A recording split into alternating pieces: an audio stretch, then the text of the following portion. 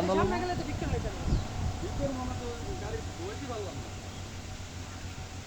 করলে হারি করবো